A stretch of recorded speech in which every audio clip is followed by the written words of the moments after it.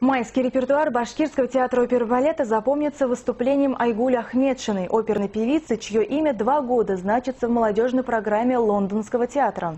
Выпускница Уфимского училища искусств стала первой, кого взяли на стажировку в Ковент-Гарден в 20 лет. О первом сольном концерте Айгуль Ахметшиной в Уфе в материале Айгуль Усмановой.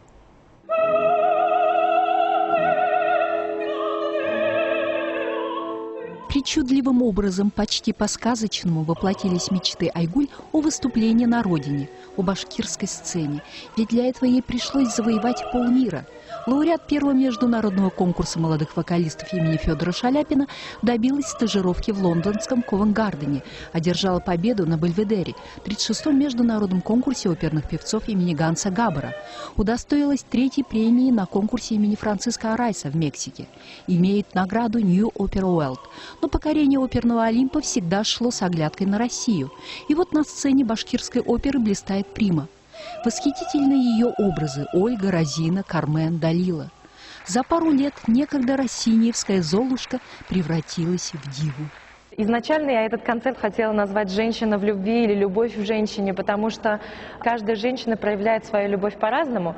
Кто-то проявляет ее через страсть, через любовь, нежность, кто-то мстит, кто-то проявляет свою любовь к родине или показывает свою любовь к жизни, а кто-то показывает вот эту любовь к мужчине. Это очень много различных красок. Эту программу я делала специально для Уфы. Первый сольный концерт Айгуль Ахметшиной в России в сопровождении Национально-симфонического оркестра Республики стал знаменательным событием во всех смыслах.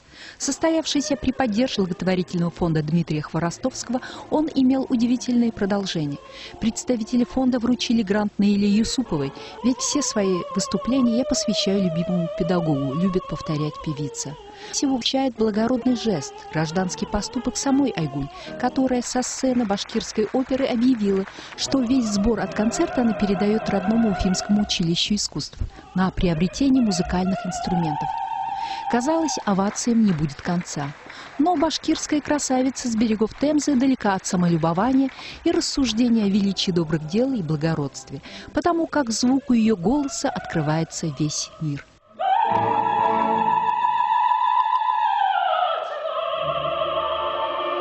Я отправляюсь в вольное плавание. У меня различные контракты во всех крупных театрах мира. Предстоит сольный концерт в Австрии. И после у меня планируется Израиль, Мадрид, Барселона и также Австралия. И, в общем, график расписан на многие годы вперед.